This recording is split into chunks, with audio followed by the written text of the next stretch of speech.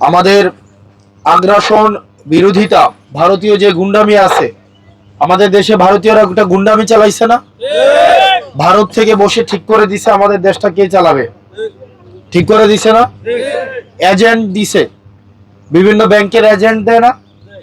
Agent দিয়া যেন ফতেহাবাদে agent দেয়, সুবিল এজেন্ট দেয়, ঠিক একইভাবে মুদির এজেন্ট ছিল হাসিনা, তাকে এজেন্ট দেওয়া হয়েছিল।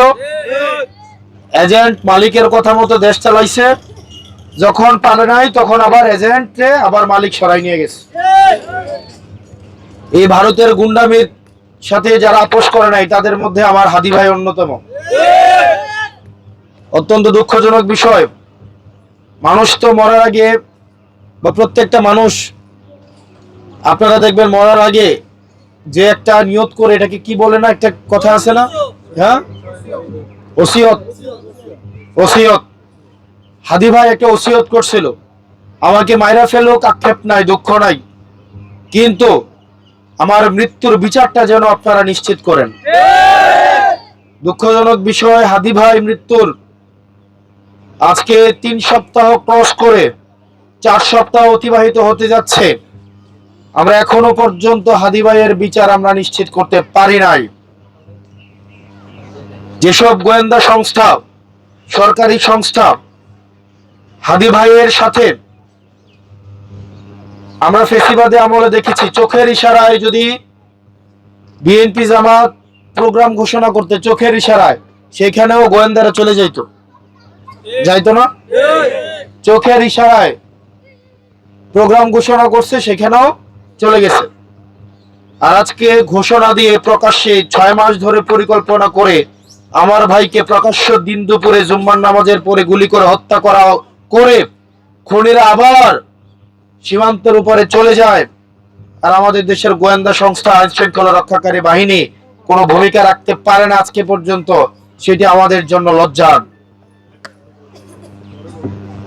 আমি এটাই বলেছিলাম ভারতকে, যে আপনারা আপনাদের দেশের বিচ্ছিন্নতাবাদী, আমাদের দেশের সার্বভৌমত্বকে যারা বিশ্বাস করে না, ভোটাধিকারকে যারা বিশ্বাস করে না, গণতন্ত্রকে যারা বিশ্বাস করে না, তাদেরকে আপনারা হচ্ছেন ট্রেনিং দিয়ে বাংলাদেশে বিশৃঙ্খলা করার জন্য পাঠান।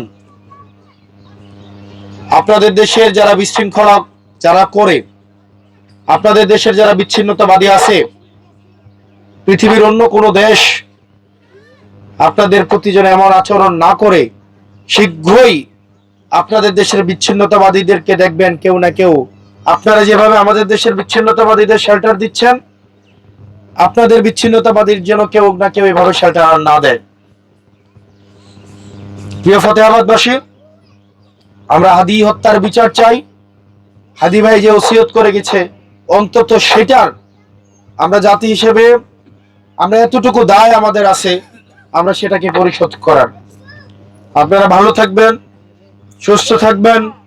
আপনারা ভারতের গুন্ডামির প্রশ্নে, এটাকে অনেকে বলে আগ্রাসন বিরোধিতা, আমি এটাকে বলে গুন্ডামি।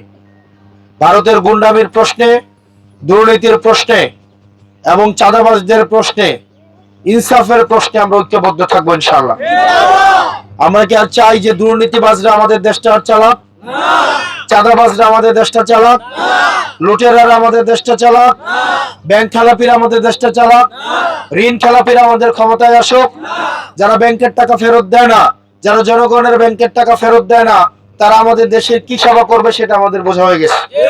অর্থাৎ আমার শত্রুর সাথেও যেন অবিচার না করা হয়, ওই দিনটার জন্যই হচ্ছে আমরা রাজনীতি করছি। তো ইনসাফ প্রতিষ্ঠা করবো, এবং ইনসাফের মধ্যেই হচ্ছে আমাদের যেই ধর্মীয় যে বিশ্বাস, সেই বিশ্বাসের অধিকাংশ চলে আসে। 2 নম্বর বিষয়, আমি আপনাদেরকে একটা কথা বলি, এই যে আমি আপনাদের কাছে আইসি না এখন, এটা আমি আপনাদের কাছে কেন আইসি? কারণ আমি মনে করতেছি যে আমার নির্বাচিত হওয়া বা না হওয়ার ক্ষেত্রে আপনি অবদান রাখবেন, এই কারণে এটা আসছে নাকি? এবার আমি যদি মনে করি যে না, আমার নির্বাচিত হওয়ার ক্ষেত্রে মানুষের কোনো অবদান নাই, বরং অবদান হচ্ছে টাকার, তাহলে কি আপনার কাছে আসবো নাকি আমি টাকা ইনকাম করব? এবং নির্বাচনের আগের দিন আপনার ভোট কেনার জন্য আপনার এলাকার মাতব্বর মাথাগুলারে কিনবো নাকি? তখন আমি আপনার কাছে কেন আসবো? যদি আমি দেখি যে না, টাকা দিয়ে আপনাকে কিনা যায় না, ওই যে আপনি যোগ্যতা, মেধা, দক্ষতা, সৎ মানুষকে নির্বাচন করবেন, যদি তার টাকা নাও থাকে, তখন আগামী বছর আবার দেখা যাবে আমি আপনার কাছে আসবো।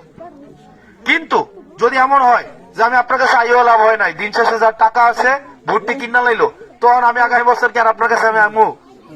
কোন আপনি নিজে কোন আমো? আমি জীবনে আমো? আমি জীবনে আমো না। এই কারণে আপনার কাছে যেন নেতারা আসতে হয়, সেটার দায়িত্ব কিন্তু আবার আপনাদেরও। আপনারা টাকার কাছে বিক্রি হবেন না। আপনারা নেতাদেরকে এই বিশ্বাসটা দিবেন যে হ্যাঁ আবার টেয়াল আইলে দৌড়ে খালফার করে দিবেন।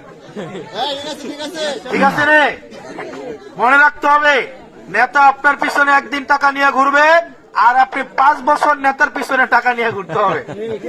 এখন আপনারা কি একদিন নেতার পিছনে টাকা, নেতা আপনার পিছনে কি একদিন টাকা নিয়ে ঘুরতে দিবেন?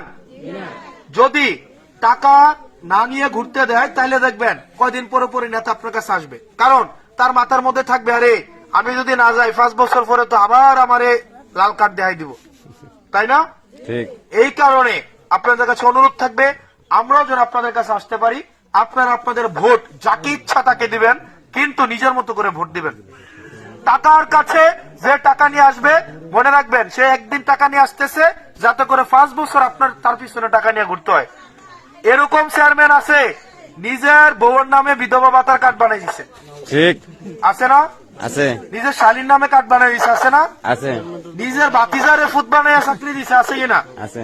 আছে না? তো এবার আপনারা সময় আসছে আমার আন্টিরা, আমি বিশ্বাস করি আমার আন্টিরা, আমি জানি না আপনারা আমাকে চিনেন কিনা দেখছেন কিনা, আমি বিশ্বাস করি আমার আন্টিরা, আমার আপারা, আমার মায়েরা, আমার চাচিরা এবার আমার বিশ্বাস এবং আস্থার যথাযথ মূল্য ওনারা এবার দিবেন। আপনারা ভালো থাকবেন। আসসালাম। শাপলাকলির প্রতীকে ভোট চাওয়া, শাপলাকলির প্রতীক প্রচারণা করা, আমরা আমাদের পক্ষ থেকে আমাদের প্রতীক যে শাপলাকলি সেটা 21 তারিখের আগে আমরা এগুলো মানুষের সামনে আমরা প্রকাশ্যে এগুলো বলবো না। এই কারণেই আমাদের প্রতীক যে শাপলাকলি সেটি বলা থেকে আমরা বিরত থাকছি। আজকে আমরা এখানে উপস্থিত হয়েছি হাজারো আলেমের উস্তাদ আমাদের সকলের শ্রদ্ধাভাজন জনাব আল্লামা তারিক মনোয়ার। একটু আগে আমাদের সামনে যিনি কৌতুকর হাদিস থেকে তাফসীর এনেছেন, হাজারো আলেমের উস্তাদ আমাদের কুমিল্লার গর্ব তামিল্লাত মাদ্রাসার সম্মানিত অধ্যক্ষ জনাব ডক্টর অধ্যক্ষ মোহাম্মদ হিফজুর রহমান এখানে উপস্থিত আছেন। আমাদের সম্মানিত অন্যান্য ওলামায়ে কেরাম, সম্মানিত এলাকার বিশিষ্ট ব্যক্তিবর্গ, আমার প্রান্তীয় যারা আমাদের সমাজ এবং দেশ গড়ার কারিগর, সম্মানিত তরুণ এবং যুবক ভাইয়েরা, পর্দার আড়ালের সবাই ভালো আছেন?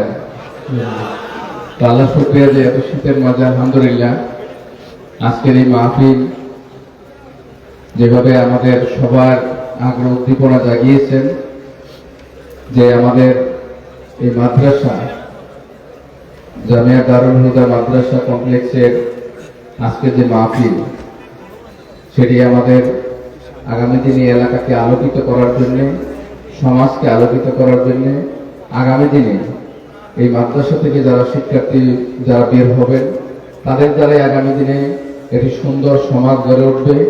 আমরা আজকে সমাজে জর্জরিত বাংলাদেশে দুটি চ্যালেঞ্জ, একটা হচ্ছে ঐক্যের চ্যালেঞ্জ আর একটা হচ্ছে আমাদের দুর্নীতি।